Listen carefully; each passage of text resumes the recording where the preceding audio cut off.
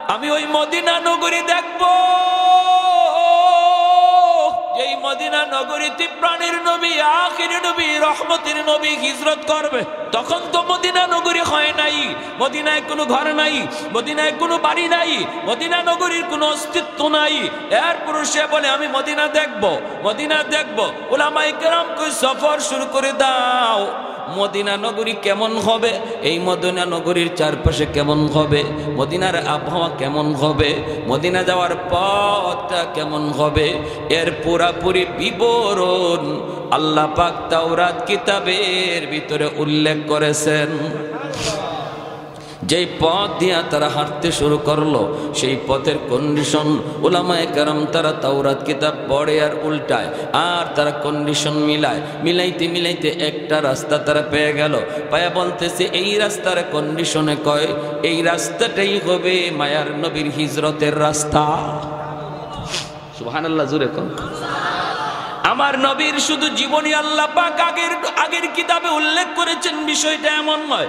এ যুবক, তোমার আমার নবীর কোন রাস্তা দিয়া নবী হিজরত করবে, রাস্তার ফাঁস কেমন হবে, রাস্তার দৈর্ঘ্য কেমন হবে, রাস্তার কন্ডিশন কেমন হবে, কতদূর সোজা যাবে, কতদূর বাঁকা যাবে, এই বিবরণটা পর্যন্ত আল্লাহ পাক আগেকার নবীদের কিতাবে আল্লাহ উল্লেখ করেছেন।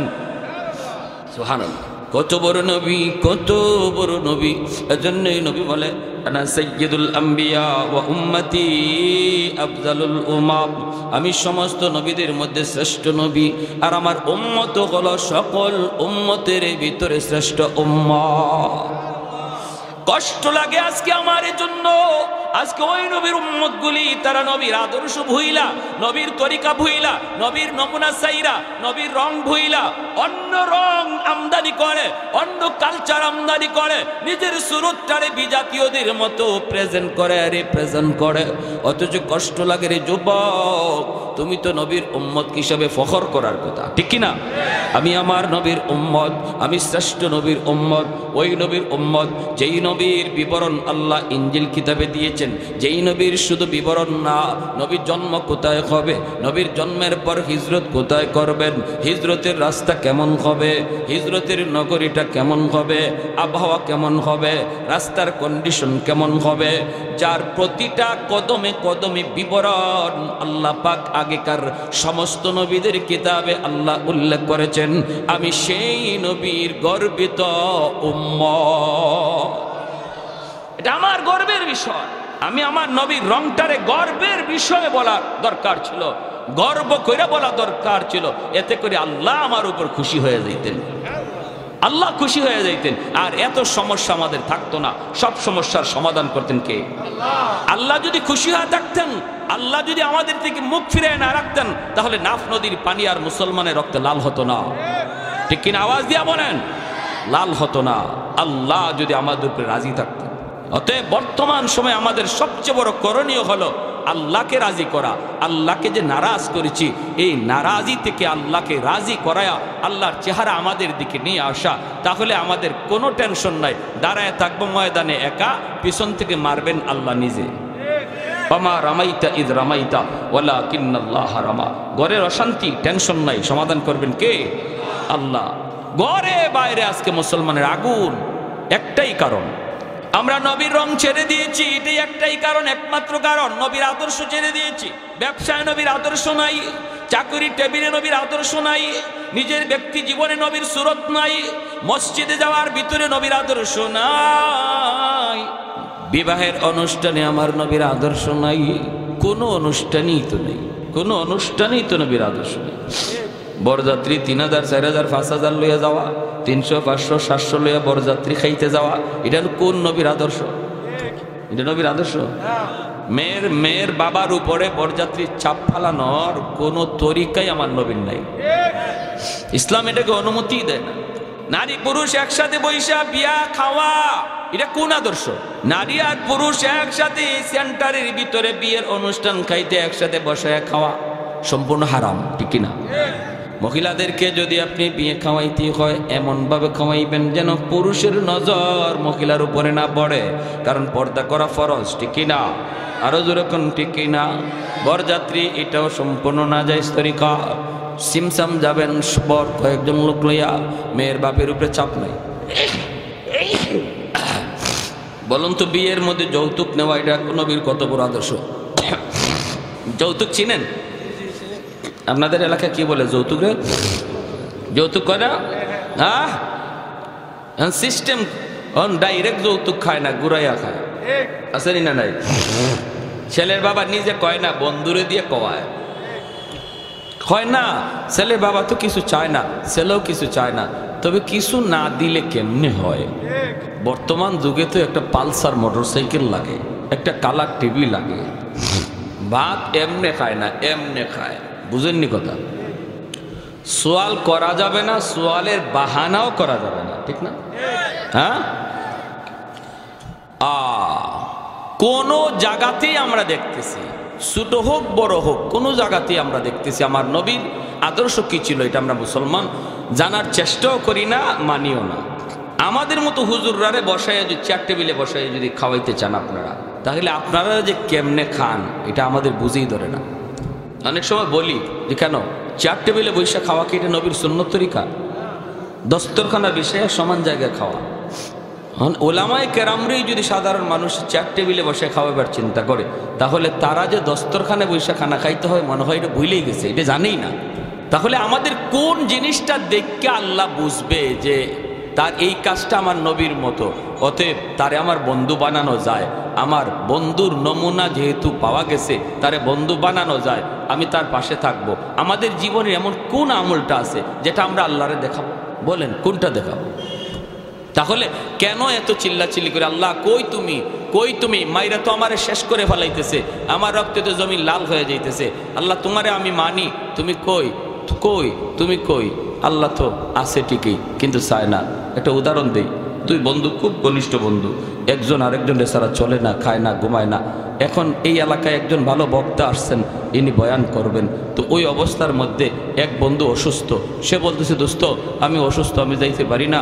দোস্ত এক কাজ করো, তুমি হুজুরে ওয়াজটা রেকর্ড করে আইনো মোবাইলে, আমি তোমার এমবির টাকা দিয়ে দিতেছি, নাও তোমাকে এমবির টাকা দিলাম, যাতায়াত খরচ, আসা যাওয়ার খরচ বাবদ 500 টাকা দিলাম, তুমি যাতায়াত খরচ দিয়া ওয়াজ রেকর্ড কইরাও তোমার টাকা থাকবে, যা মন চায় তুমি খাইও।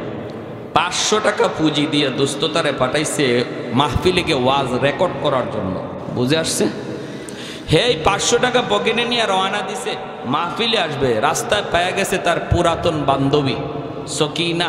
সকিনায় পাইয়েই যখন চোখের ইশারা দিয়া বুঝছে, আর কয় কি ব্যাপার এতদিন পরে দেখা? হের তো কলিজায় মুচড় দিয়ে উঠছে। সাথে সাথে রিক্সা থেকে নামলো, নাইমে পাশে গিয়ে রঙ্গের আলাপ ঢঙ্গের আলাপ শুরু হয়েছে, পুরাতন কত কিচ্ছা কাহিনী। এদিকে ওয়াজ শুরু হইয়া হুজুরে বয়ান শেষ, এর খবরই নাই। হঠাৎ করে সকিনায় কয় কি খবর, কিছু খাওয়াইবা না? এতদিন পরে দেখা। কয় হ্যাঁ মিষ্টি নিয়ে আসতেছি। কয় টাকা কই? কয় টাকা আছে পকেটে 500। এই টাকা দিয়া বাজার থেকে মিষ্টি আনছে, আইনা বান্ধবীরে খাওয়াইছে, খাওয়াইয়া টাওয়াইয়া সব। যখন ওয়াজের পথে ওয়াজ শেষ, বয়ানের পথে বয়ান শেষ, হে ওয়াজের মাটিই যাইতে পারে নাই, টাকাও শেষ 500 বান্ধবীর তোলে। এরপরের দিন বন্ধু যখন দেখা হয়েছে, বন্ধু কেছে দোস্ত আমার ওয়াজটা দাও। কয় দোস্ত ইন্না লিল্লাহ, আমি তো ওয়াজের মাঠেই যেতে পারি নাই। কেন? কার কইও না, আমার বান্ধবী লাগাল পেয়ে গেছিল। কয় তারপরে? কয় বান্ধবী পাইছে, বান্ধবীরে মিষ্টি মাছটা খাওয়াইলাম তোমার টাকা দিয়া। বন্ধু কি তার উপরে খুশি হয়েছে না বেজার? খালি বেজার না বেশি বেজার? কি কইতেছে শুনবেন? কইতেছে দোস্ত তুই তোর বান্ধবীর সাথে কথা কইলি, কইতি, কিন্তু আমার মূল ডিউটিটা তুই ঠিক রাখতি। ডিউটি ছিল ওয়াজ রেকর্ড করা। তুই ওয়াজটা রেকর্ড করতি, পুঁজি দিলাম আমি, আমার পুঁজি দিয়ে তুই গেলি, আমার পুঁজি দিয়ে আসলি, মাঝখানে আমার ডিউটি পালন করলি না, বান্ধবীর তালে পইরা আমার পুঁজি ব্যয় করে দিলি। ঠিক আছে নে, এতটা যখন তুই আমার সাথে করলি, আজ থেকে তোর সাথে আমার কোনো বন্ধুত্ব নাই, তুই তোর পথে চল, আমি আমার পথে চলি। পরের দিনই বাজারে তার দুস্তরে কয়েকজনে ধরে পিটাইতেছে, আর একজনে কয় কেউ সারা জীবন দেখলাম দুস্তরে কেউ কথা বলতে পারে না, তুমি সবার আগে থেকে উপরে বড়, বলো যে আমারে মার, এরপরে আমার দুস্তরে আঘাত কর।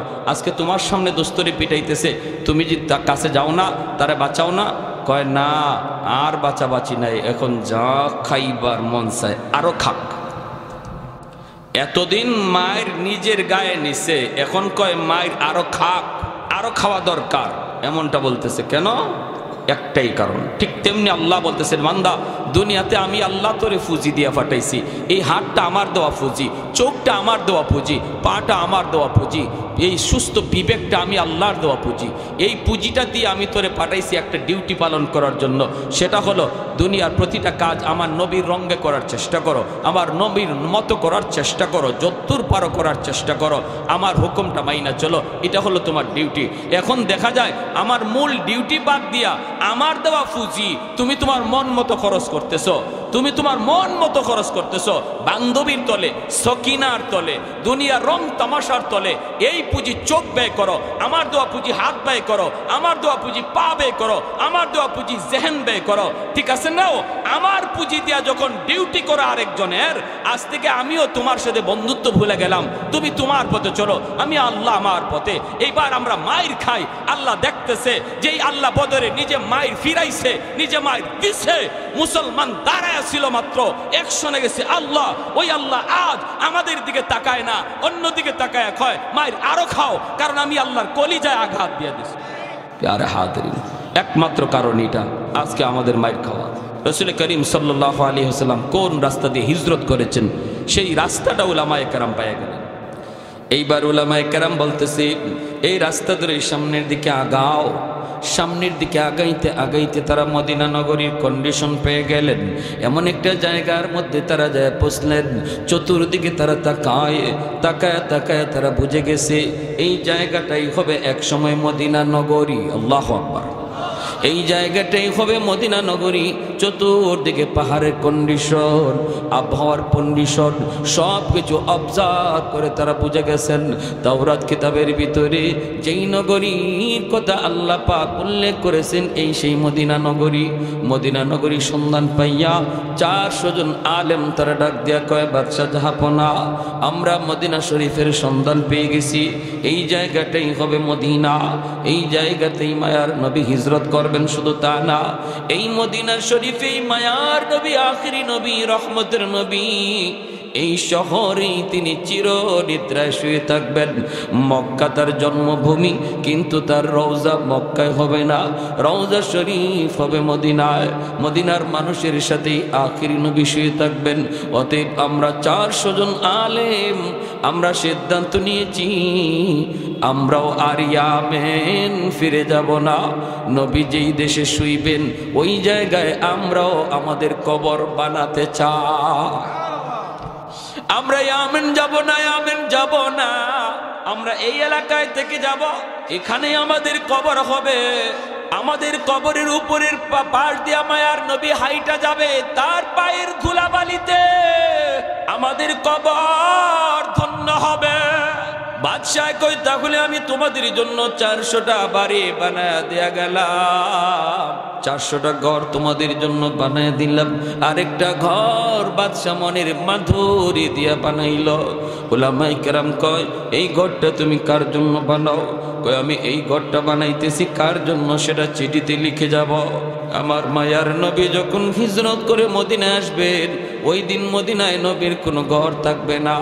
আমি নবীর জন্য জন্মের 1000 বছর আগে মদিনায় ঘর বানায়া গেলাম। এই ঘরের তালা লাগাইয়া, তালার চাবিটা আমি সবের হাতে দিয়া, আর একটা চিঠি লেখা বাদশাহ ইয়ামেন চলে যায়। 1000 বছর পরে যখন আমার রহমতের নবী দুনিয়ায় আগমন করেন, নবী 40 বছর বয়সে দাওয়াতের কাজ দেন। মক্কার মানুষ মায়ার নবীকে জন্মভূমিতে থাকতে দিল না। নবী হিজরত করে মদিনার দিকে রওনা দেন। ওই অবস্থায় নবী যখন, ভাইরা বন্ধুরা, মসজিদে কুবা, ওই কুবা এলাকায় মায়ার নবী অবস্থান করেন। মদিনার মানুষ নবীকে আগায় আনার জন্য কুবার দিকে যায়, সবাই যায় সবাই যায়। কিন্তু ওই সময়টাতে ওই চিঠিয়ার চাবি আমির সাহেবের বংশের সর্বশেষ যেই মানুষটার হাতে চিঠিয়ার চাবিটা এসে পৌঁছে, এই চিঠিয়ার চাবি যার হাতে ছিল তার নাম আবু আইয়ুব আনসারী রাদিয়াল্লাহু তাআলা আনহু। যুরাকান সুবহানাল্লাহ। कौनैन मुख्तार खुदा तुमको बनाया, कौनैन मुख्तार खुदा तुमको बनाया, उम्मत का निगाहबान खुदा तुमको बनाया, उम्मत का निगाहबान खुदा तुमको बनाया। मौला मेरा आका मेरा रहमत की नबी है, तजदार मदीना ही तो बाग़े अरबी है, तजदार मदीना ही तो बाग़े अरबी है। अशजार में देते हैं नबूवत के शहादात, तशकीक कमर में है तो अंगुल की इशारा, तशकीक कमर में है तो अंगुल की इशारा। একটু জোরে সরে কোন আল্লাহু আকবার, আর একটু জোরে আল্লাহু আকবার। ভাইরা বন্ধুরা, উলামায়ে কেরাম 400 জন আলেমের কবর সেই মদিনাতে হলো। আমির সাহেবের বংশের যেই মানুষটা মায়ার নবী যখন মদিনায় হিজরত করেন, ওই দিনেই চিঠিয়ার চাবি যার হাতে তিনি হলেন আবু আইয়ুব আনসারী রাদিয়াল্লাহু তাআলা আনহু। আল্লাহর নবী কুবা এলাকায়, মদিনার মানুষ আমার নবীকে আগায় আনার জন্য যাইতেছে, কিন্তু আবু আইয়ুব আনসারী ইনি যায় না, ইনি শুধু ওই ঘরটারে পরিষ্কার করে, ওই ঘরটারে আদর করে, ওই ঘরটারে মালিশ করে। মদিনার মানুষেরা কইরে আবু আইয়ুব, আমরা মায়ার নবীকে আগায়া আনতে কুবা এলাকায় যাইতেছি, তুমি কি আমাদের সাথে কুবায় যাবা না? আবু আইয়ুব কই, আমার যাওয়া লাগবে না, আমার কাছে মায়ার নবীর একটা আমানত আছে। আমার মন বলে নবী আমার খোঁজে এখানে আসবে, ওই আমানতের খবর হয়তো অবশ্যই আল্লাহ তার হাবিবকে জানায় দিবে। অতএব নবী তার আমানতের বস্তু নেওয়ার জন্য আমার কাছে আসবে। ঠিকই মদিনার মানুষ কুবা এলাকায় যে আমার মায়ের নবীর কয়, নবী গো আপনি আমার বাড়িতে উঠেন, ওগো নবী যে আপনি আমার বাড়িতে আসেন, আমার অনেক ঘর আছে, আমার অনেক বাড়ি আছে। আল্লাহর নবী কয়, আমি কার বাড়িতে যাব, কোথায় যায় উঠবো আমি জানি না, জানেন আমার আল্লাহ জানে আমার উটনি। এই বইলা মায়ার নবী উটনির পিঠে উঠে গেলেন, আল্লাহর ইশারায় উটনি চলতেছে। মদিনার অলিগুলি গইরা গইরা গইরা গইরা ওই আবু আইয়ুব আনসারীর বাড়ির সামনে উটনি বসে যায়। সুবহানাল্লাহ। আল্লাহর নবী তিনি উটনির পিঠ থেকে নাইমেই বলেন, আবু আইয়ুব কোথায় আমার চিঠি আর চাবি, আমার হাতে দাও। সুবহানাল্লাহ, আস্তে কইবেন। সাহাবায়ে কেরাম অবাক হলেন, কিসের চিঠি আর চাবি? নবী বলেন দাও। চিঠি খুলছেন, খুললে দেখেন সেই বাদশা লিখছে, নবী গো, ওগো নবী, আমি আপনার জন্মের 1000 বছর আগে মদিনার সন্ধান পেয়ে গেছি। যদি আমি বাদশা না হতাম আমিও মদিনায় থেকে যেতাম, কিন্তু বাদশা হওয়ার কারণে দায়িত্বশীল বিদায় দেশে চলে গেলাম। আর মদিনায় হিজরতের পর আপনার একটা ঘর আমি আপনাকে হাদিয়া দিলাম। আপনার জন্মের 1000 বছর আগে আমি ইয়ামেনের বাদশাহ তুব্বাই আউয়াল হিময়ারি আপনার উপর কালেমা পড়ে মুসলমান হয়ে গেল।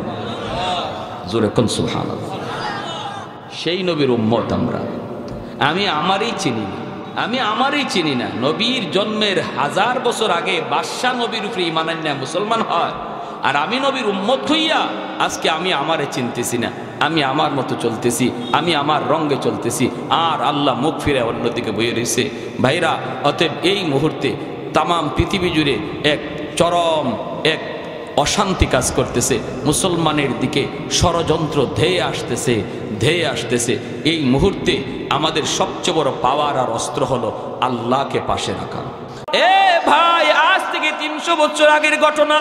মালদ্বীপ নামে একটা দেশ বিশ্ব মানচিত্রে আছে। এই মালদ্বীপের মানুষ তারা সব ছিল মূর্তি পূজারী, অগ্নি পূজারী। ওই মানুষগুলি অগ্নির পূজা করত, আগুনের পূজা করত। এই মানুষগুলা তারা একদিন, এই মালদ্বীপের মানুষ জেলেরা বেশি বেশি এরা মাছ ধরত, সাগরে নামে মাছ ধরত। মাছ ধরতে নামছে জেলেরা, হঠাৎ করে তাকায় দেখি একটা কাঠের উপরে ছোট্ট একটা বালক, 8 বছর 9 বছরের একটা বালক কাঠের উপরে ভাসতেছে। অর্থাৎ একটা জাহাজ, সৌদি আরবের জাহাজ এসে ডুবে গেল রে যুবক। ওই জাহাজের ভিতরে যতগুলি মানুষ ছিল সবাই মারা গেছে, কিন্তু একটা বালককে আল্লাহ কুদরতিভাবে বাঁচায় নিছে, যেই বালকের সিনার মধ্যে 30 পারা কোরআন। 7 বছর 8 বছর বয়সে কোরআনের হাফেজ হয়নি না হয় না? জোরে কর না, হয়নি না হয় না? 1 বছরও লাগে না, মাত্র 6 মাস, কোথাও 6 মাসও লাগে না, 3 মাসও হাফেজ হয়ে যায়। এটা বাহাদুরি করে সম্ভব? এটা কার দান? জোরে বলেন কার? হাফেজে কোরআন, হাফেজে কোরআন কাঠের উপরে বাসতেছে।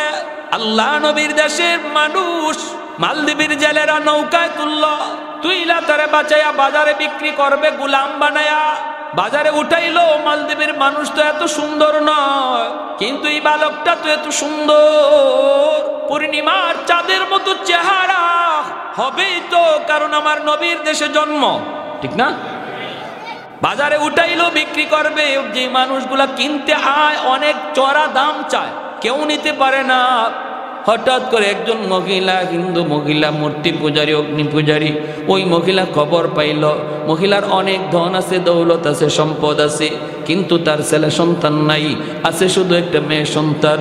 এই চিন্তা করলো মেয়েটাকে বিয়ে দেওয়ার পর স্বামীর বাড়ি চলে যাবে, আমাকে বৃদ্ধ বয়সে কে পালবে, আমাকে কে খাওয়াবে, একটা ছেলের তো আমার প্রয়োজন।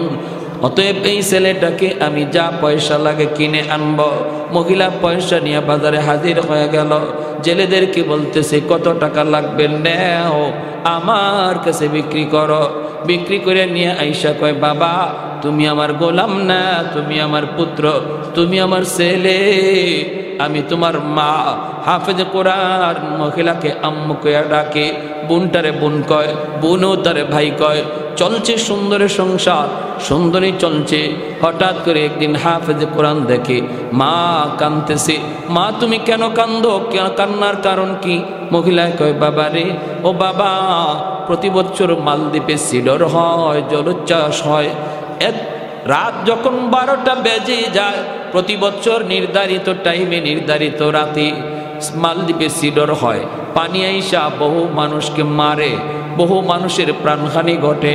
বাদশাহ জ্যোতিষীদেরকে বলেছিল, জ্যোতিষীরা, জ্যোতিষী বিদ্যা পরে তোমরা বের করে দেখো এটা কেন হয়, কি জন্য হয়।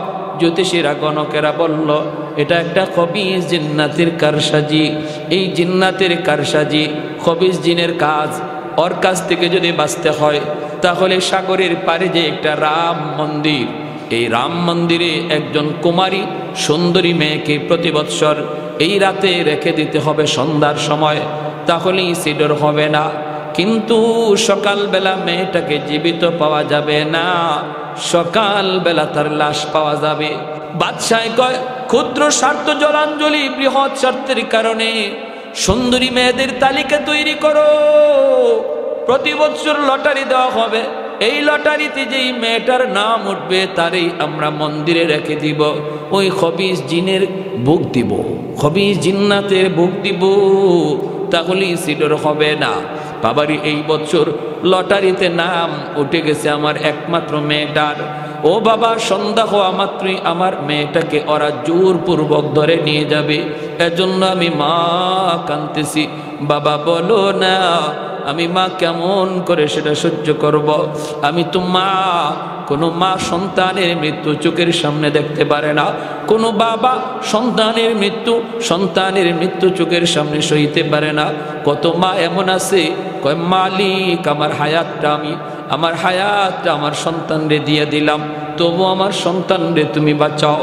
মা হাউমাউ করে কান্দে। হাফেজে কোরআন কয়, মা টেনশন তুমি করো না, সমাধান আমি দেব। আল্লাহু আকবার, জোরে কন। মা তুমি টেনশন করো না, সমাধান আমি দেব। মহিলা কই, বাবা তুমি আবার কেমন করে দিবা? হাফেজে কোরআন কই, মা আমার বোনটারে নানার বাড়ি পাঠায় দাও। নানার বাড়ি, নানির হাতের পিঠা খাক, আর বোনের জামা কাপড় পরাইয়া আমাকে মেয়ে লোক বানাইয়া পালঙের উপর বসায় রাখো। ওরা আমাকে মেয়ে লোক মনে করে নিয়ে যাক, মন্দিরে রেখে দুক, এরপরে আমি বুঝবো আর জিনে বুঝবে। আল্লাহু আকবার। খবিস জিনের কত বড় শক্তি আমি দেখব। মহিলা কই, না বাবা, আমি তোমাকে হাতছাড়া করতে পারি না, কারণ আমার মেয়েটা বিয়ের পরে তো চলে যাবে, তুমি তো আমাকে পালবে, তুমি তো আমাকে খাওয়াবে, আমি তোমাকে মৃত্যুর ঘাটে দিতে পারি না। হাফেজে কোরআন কয়, মা তুমি তো মনে করছো আমাকে জিনে মেরে ফেলবে, কবিজ যিনি আমাকে খেয়ে ফেলবে। কিন্তু মা গো তুমি জানো না আমার সিনার মধ্যে আল্লাহ কি রেখে দিয়েছে। আমার সিনার ভিতরে 30 পারা কোরআন, যেই কোরআনের পাওয়ার জিন্নাতের পাওয়ারের চেয়ে 1000 গুণ বেশি। আরেক জোরে সুবহানাল্লাহ, আরো জোরে আল্লাহু আকবার। মুসলমানের আওয়াজে আল্লাহু আকবার। ভাইরা আমার, যেই মাত্র কয় মা আমার সিনার ভিতরে 30 পারা কোরআন, আমার কোনো ক্ষতি হবে না গো মা, টেনশন তুমি করো না, টেনশন করো না। এই কথা বলা মাত্রই মা কয় বাবা বুঝি না তুমি কি কইতে চাও। কয় মা এত কিছু বোঝা লাগবে না, যা বলছি তুমি তা করো, যা বলছি তুমি তা করো। মহিলা খেত হিন্দু মানুষ, মূর্তি পূজারী, অগ্নি পূজারী, সে কোরআনের মহত্ব বরত্ব বুঝে না, জানেও না।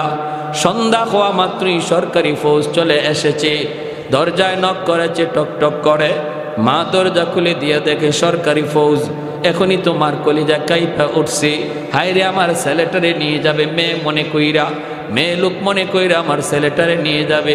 আমার ছেলেটারে আর মনে হয় পাবো না। মহিলায় কয় রাম রাম রাম। হাফেজে কোরআন কয় মা গো রাম রাম কইও না, রামে বাঁচাইবার ক্ষমতা বাঁচায় কে? আরেকটু জোরে কে? সব মারা গেল, জাহাজ ডুববে, বাঁচাইলো কে? আল্লাহ চাইলে পারেনি না পারে না। যারে আল্লাহ রাখে কেউ তারে মারতে পারে না, আর যারে আল্লাহ ধরে কেউ তারে সারাইতো। জোরে খন ইন্না বাতুশা রাব্বিকা লাশাদীদ। আল্লাহর ধরা বড় কঠিন। ধরে না, ধরে না, ধরলে আল্লাহ ছাড়ে না, ঠিক কি না? হুট করে আল্লাহ ধরে না, আল্লাহ সময় দেয়, সুযোগ দেয়, বান্দা দেখি এরপরে নি ফিরে আয়, এরপরে নি ফিরে আয়। যখন আয় না তখন ধরে। ফেরেশতারা আল্লাহ ফজরের নামাজটা পড়ছে না, সকালবেলা নাস্তা দিমু, আল্লাহ দি আল্লাহ জুহরের টাইমে মনে হয় আমার বান্দা নামাজে আইব, জুহরের টাইমটা তো নামাজে আইলো না। ফেরেশতার আল্লাহ দুপুরে খানাকে হাজির করব। আল্লাহ কয় দিয়া দেও, রিজিক বন্ধ করো না, আসরের নামাজে আমার বান্দা আইব। যেরকম সুবহানাল্লাহ। আসরও আয় না, তখন আল্লাহ কয় মাগরিবে আইব। আল্লাহ এতটা সুযোগ দিয়া দেয়। যেরকম সুবহানাল্লাহ। আলা কুল্লা ইয়াউমিন ওয়াল আরদা ইস্তাজিলু রাব্বাহু। জমিন কয় মালিক দাবায় দেই। ওয়াল মালাইকাতু ইস্তাজিলু রাব্বাহু ওয়াল বাহরা ইস্তাজিলু রাব্বাহু।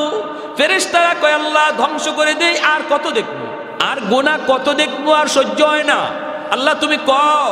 জমিনে কয় আল্লাহ আর কত দেখবো, আর কত দেখবো, ভাল লাগে না। আল্লাহ আর কত দেখবো, সহ্য হয় না। সাগর মহাসাগর কয় আল্লাহ আর সহ্য হয় না।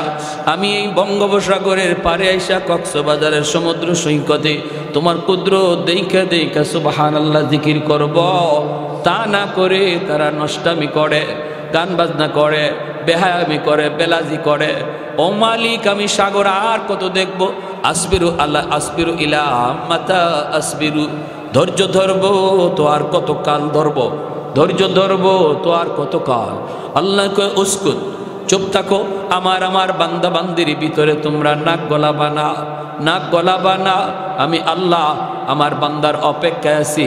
দিনের বেলা তওবা করলো আমি তওবা কবুল করব, রাতের বেলা তওবা করলো কবুল করব। যেরকম সুবহানাল্লাহ। কোন এক টাইমে দেখো আমার বান্দা আমার কাছে তওবা করে কিনা, করলেই আমি আল্লাহ কবুল করে নিব। সুবহানাল্লাহ। আমার ভাইরা, এইবার দেখা গেল কয় রাম রাম কে চিল্লাইতেছে। এখন হাফেজ কোরআন কয় আল্লাহ রে ডাকো, রাম হবে না। রাম রামে আর তো ভগবান কইতে দেরি লাগে, ভগবান বানাইতে দেরি হয় না। বট গাছও ভগবান, গঙ্গা নদীও ভগবান, গাইও ভগবান, বট গাছও ভগবান, তুলসী গাছও ভগবান। আল্লাহ নবী বাইতুল্লাহর ভিতরে মূর্তি পাইছেন 360টা। মূর্তি আসিল বাইতুল্লাহ কয়টা? 360টা। বর্তমানে দেবতা হইল কয় কোটি? বা 33 কোটি দেবতা হইছে। কত না? 360 আসিল দেবতা, বর্তমানে চলছে 33 কোটি দেবতা। এটা যে আরো কত কোটি যায়, কারণ অবাক কিছু দেখলেই, আশ্চর্যের কিছু দেখলেই ভগবান বানাইতে দেরি হয় না। বট গাছ বয়স কত? 100 বছর, কত ইডুই ভগবান। গাই ওরে আল্লাহ দুধ দে, উলান কাটলে দুধ পাওয়া যায় না, তে ভগবান এটাই। তুলসী গাছ কয় এটা কেন লাগে ভগবান, কয় এটা খাইলে, এটার পাতা খাইলে কাশ কমে যায়, তে এটাই ভগবান। হয়েছে নি কাম হয়েছে। উসমান হারুনি ইনি গেছেন খাদেম লইয়া, শীতের দিন প্রচণ্ড শীত, উনি অজু করবে, ওই অবস্থায় দেখতেছে কি যে পানিটা, অজুর পানিটা একটু গরম করবে উসমান হারুনি। তো খাদেমকে বলতেছে বাবা দেখতো একটু আগুন নি পাওয়া যায়, আমি একটু অজুর পানিটা গরম করব। তো খাদেম যায় পাইছে আগুন, কিন্তু আগুনের পাশে মানুষজন আগুনের পূজা করে। উনি গিয়া কয় ভাই একটু আগুন দিবা? ওই লোকগুলা কয় না, আমরা আগুনের পূজা করি, আমরা কোনো মুসলমানরা আগুন দিতে পারি না। খাদেম আইসা কয় হুজুর এরা আগুন দিবে না কেন? কয় ওরা আগুনের পূজা করে, এজন্য আগুন আমাগরে দিবে না। উসমান হারুনি তিনি খাজা মঈনুদ্দিন চিশতি রহমতুল্লাহি আলাইহির উস্তাদ, তিনি চলে গেছেন, গিয়া বলতেছে ভাই একটু আগুন দাও না। কয় না বললাম তো দিব না। কেন? কয় আমরা আগুনের পূজা করি। কেন? কয় আগুনের পূজা করি এজন্য আমাদের বাপ দাদাও করছে। কেন করছে? কয় যা শুনছি আগুনের পূজা করলে মরণের পরে আগুন জ্বালাবে না, আগুনে একটু মায়া করবে, এজন্য আমরা দুনিয়াতে আগুনের পূজা করি। উসমান হারুনিকে ভালো কথা, মরার পরে যদি আগুনে তোমাদেরকে মায়া করে পূজা করলে তাহলে তো পূজা করতায় আরও বেশি করে করো, তবে একটু টেস্ট করে দেখো না তোমাদের পূজা এই মূর্তি কবুল করতেছে কি না করতেছে না, সে কি তোমাদের পূজার উপরে সন্তুষ্ট না অসন্তুষ্ট, এটা একটু টেস্ট করে দেখো। দুনিয়াতে মূর্তি পূজারীরা কয়, আগুন পূজারীরা কয়, এটা আবার কেমনে? উসমান হারুনি কয় আঙ্গুলটা আগুনের মধ্যে দিয়া দেখো আঙ্গুল জ্বালায় কিনা, যদি আঙ্গুলটা না জ্বালায় তাহলে বুঝবা তোমাদের উপরে আগুন সন্তুষ্ট, মরণের পরেও জ্বালাবে না। আর যদি দুনিয়াতে আঙ্গুল জ্বালায় তাহলে বুঝবা এই পূজায় কাম হইতেছে না, মরার পরে আঙ্গুল না খালি পুরা বডি জ্বালায় সার করবো। এই অগ্নি পূজারীরা কয় রে মৌলবী তো বড় চালাকরি, আইসা আমার ঘরে আগুন দিয়ে জ্বালাইতো। কয় মিয়া আগুনের অভ্যাসই তো জ্বালানো, আগুনের মধ্যে যা দেয় তাই তো জ্বলে, আগুনের স্বভাবটাই তো জ্বালানো। উসমান হারুনি কয় না, আগুনের স্বভাব জ্বালানি না, আগুন তার মালিকের কথায় চলে, মালিক যদি ইশারা দেয় জ্বালায়, যদি ইশারা না দেয় জ্বালায় না। এজন্য ইব্রাহিম খলিলকে জানায় নাই, মুসা কালিমুল্লাহকে তুর পাহাড়ে জ্বালায় নাই। অগ্নি পূজারীরা কয় মিয়া মুসা ইব্রাহিম বুঝি না, তুমি কিছু পারবাইনি দেখাও, আমরা যা দেখি আগুনে জ্বালায় না, আগুনে জ্বালায়। উসমান হারুনি কয় তাহলে দেখবা, এই বইলেই ছোট্ট একটা বাচ্চারে টাস করে কুলে নিয়া একটা লাফ দিয়া আল্লাহু আকবার কইয়া আগুনের ভিতরে চলে গেছে। মূর্তি পূজারীর দল একজন আরেকজনরে কয় রাম রাম রাম রাম রাম, কয় মৌলবী মরছে মরুক, কিন্তু আমাদের ছোট বাচ্চাটার কি দোষ ছিল? পোলালুয়ে তো একটা লাগতেছে। উসমান হারুনি আগুনের ভিতরে, ওরা চিল্লাইতেছে, চিল্লায় নিজের বাচ্চার লাগে, উসমান হারুনি লাগে না, উনি জ্বলছে জ্বলুক, বাচ্চাটারে জ্বলে গেছে। হঠাৎ করে তাকায় দেখে আগুনের ভিতরে উসমান হারুনি ছোট বাচ্চাটারে চুমা খায়, আদর করে আগুন আগুনের মতো কইরা লাফায়। আল্লাহর ওলিয়ার বাচ্চাটার গায়ে আগুন লাগে না। আবার তিনি আগুনের ভিতর থেকে বেশ কিছুক্ষণ সময় কাটাইয়া আল্লাহু আকবার বলে তিনি বের হয়ে আসলেন। এইবার অগ্নি পূজারীরা কয় হায় হায় হায়, এতদিন যাবত আমরা কারে ভগবান কই, আগুন তো ভগবান না, আগুনের চেয়ে বড় ভগবান হলো যারে আগুন জ্বালাইছে না। ওই বুঝছেন ভগবান কেমনে বাড়ায় দেখেন। এখন উসমান হারুনির সেজদা দেওয়া শুরু করছে, কয় আপনিই ভগবান, আগুনে আপনারা জ্বালাইছেন আপনি। উসমান হারুনি লাঠি লইয়া, জাহিলের জাহিল, তোমরা তো দেখলেই ভগবান কইতে দেরি। আরে আমার যে আগুন জ্বালাইছে না, এটা আমার কোনো কৃতিত্ব আর বাহাদুরি না।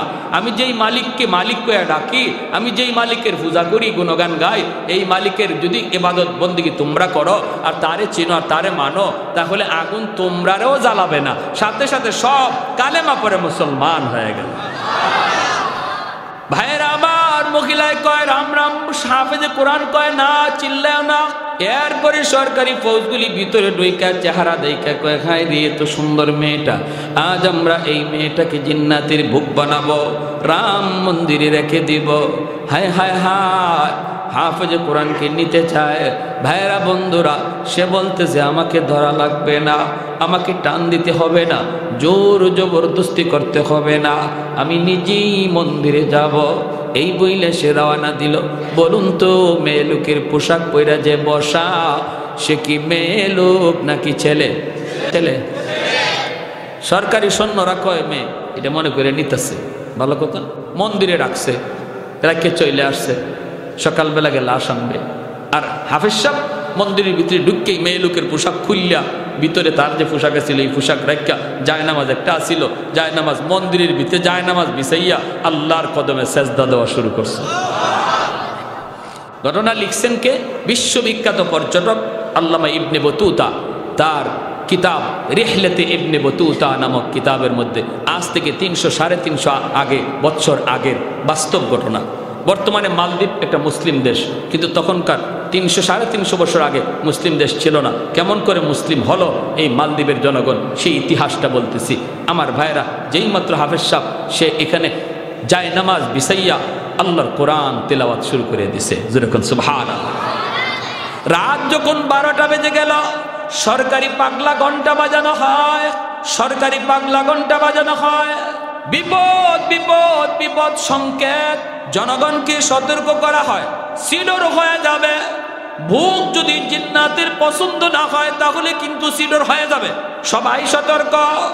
হাফেজ সাহেব মন্দির থেকে সাগরের দিকে তাকা দেখে পানিটা এরকম বিপজ্জনক আকারে উঠতেছে, উঁচু পাহাড়ের মতো পানিটা উঠতেছে।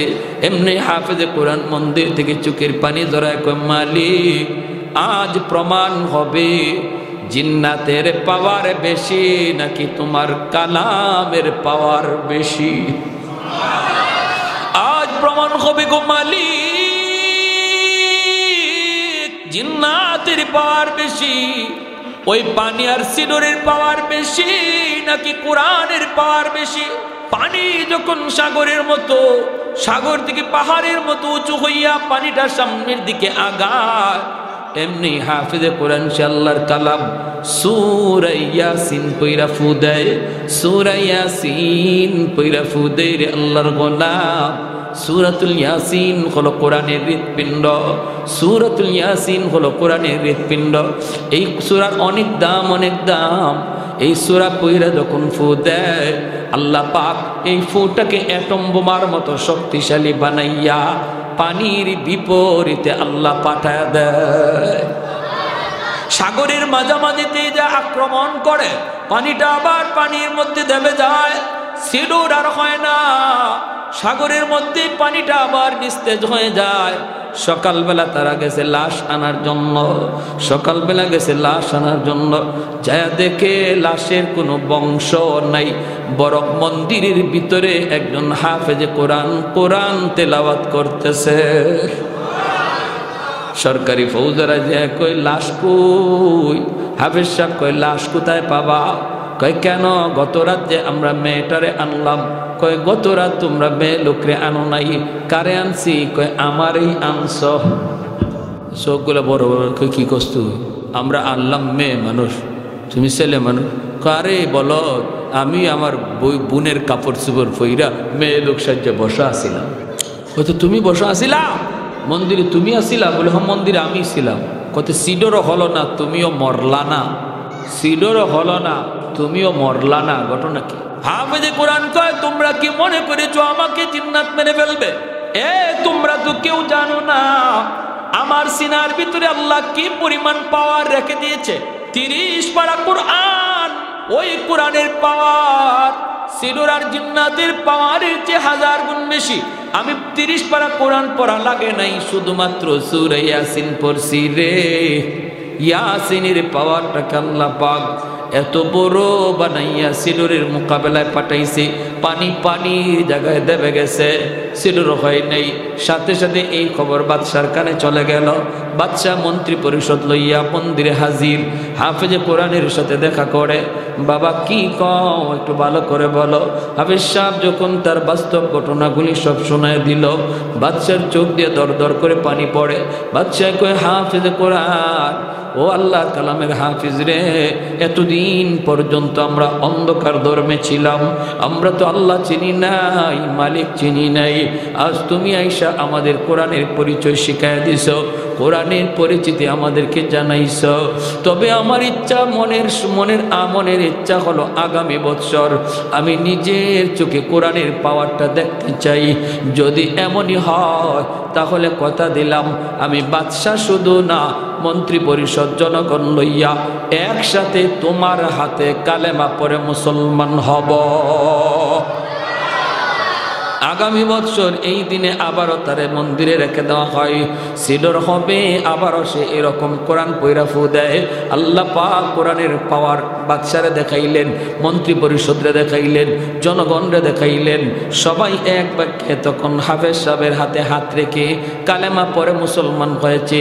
সেই দিন থেকে মালদ্বীপের ইতিহাস হলো বদলে গেল, মানচিত্র বদলে গেল, ধর্মের পরিচিতি বদলে গেল। আজ বিশ্ব মানচিত্রে মালদ্বীপ হলো একটা ইসলামী রাষ্ট্র, একজন হাফেজে কোরআনের খাতিরে। আরেকটু জোরে কোন সুবহানাল্লাহ। এ ভাই মনে রাখবা, কোরআনের হাফেজের বাপ মাকে আল্লাহ পাক হাসরের মাঠে ডাক দিয়া কইব, কই আমার কোরআনের হাফেজের বাপ মা? আমি আল্লাহ নূরের মুকুট লইয়া বসা, নূরের মুকুট লইয়া আল্লাহ পাক বসা থাকবি। দুনিয়াতে আজকে উস্তাদগণ তাদেরকে পাগড়ি মাথায় দিয়ে দিবে, কিন্তু আমরা যারা পাগড়ি দেব বাচ্চাদেরকে, এই বাচ্চাগুলির বাপ মার চেহারার দিকে আল্লাহর মায়ার নজর। কারণ দুনিয়ার জগতে তার বাপ মা কত কথা শোনা লাগছে, মানুষজন তারে বাধা দিছে, কতজনে কত কথা বলছে, না মাদ্রাসায় পড়ায় না, মাদ্রাসায় পড়লে খাইবে কেমনে, চলবে কেমনে, সংসার পালবে কেমনে, বউ পালবে কেমনে, কত কত কথা, কত কথা। সমাজের মানুষ চলতেছিল একদিকে স্রোতের তালে তালে স্কুল কলেজ ভার্সিটির দিকে, কিন্তু যেই হাফেজ কোরআনের বাপ মা স্রোতের তালে তালে চলে নাই, স্রোতের উল্টা দিকে চলছে আমার আল্লাহকে খুশি করার জন্য। ওই বাপ মার চেহারার দিকে আল্লাহ মায়ার নজরে তাকায়। কিয়ামতের ময়দানে আল্লাহ পাক এরকম একটা পাগড়ি লইয়া দাঁড়ায় থাকবে আর বলবে, আসো দুনিয়াতে তোমাদের সন্তানের মাথায় পাগড়ি পরাইছে মানুষ, আজ হাসরের মাঠে পাগড়ি পরাবো তোমরা বাপ মার মাথায় আমি আল্লাহ নিজে। মান করা আল কুরআন ওয়া আমিলা বিমা ফিহি উলবিসা ওয়ালিদাহু তাজান ইয়াউমাল কিয়ামা। এজন্য ধন্য ওই বাপ মা, যেই বাপ মার সন্তান আজকে পাগড়ি নিবে, ধন্য ওই দাদা, ধন্য ওই দাদি, যেই দাদা দাদির নাতিটা আজকে পাগড়ি নিবে। ভাইরে এজন্য মনে রাখবা, সন্তান কিন্তু রেখে যাব আমি আপনি কবরে। এই সন্তান যদি সদকায়ে জারিয়া হয়, সে যদি হাফেজ হয়, আলেম হয়, কিয়ামত পর্যন্ত তার দ্বারা হাফেজ হবে, আলেম হবে। আমার গুনার কারণে যদি আমি কবরে শাস্তি পাই, আমার আওলাদের খাতিরে আল্লাহ কবরকে জান্নাতের বাগান বানাবে। ছোট বাচ্চাটা বাবার কবরের পাশে গিয়ে ইয়াসিন তেলাওয়াত করে, ছোট বাচ্চাটা দাদার কবরের পাশে গিয়ে ইয়াসিন তেলাওয়াত করে, আল্লাহ পাক কবরের আযাব মাফ করে জান্নাতের বাগান বানায়। আর যদি সন্তানটারে তুমি দিন না শিখাও, বাবার কবরের পাশ দিয়া গান গায়া গায়া চলে যাবে, মোটো দিলের মধ্যে লাগবে না। আমার সন্তান আমার কবরের পাশে গান গাইবে না, তেলাওয়াত করবে, সিদ্ধান্ত নিবে বাপ মা। জোরে কোন ঠিক না?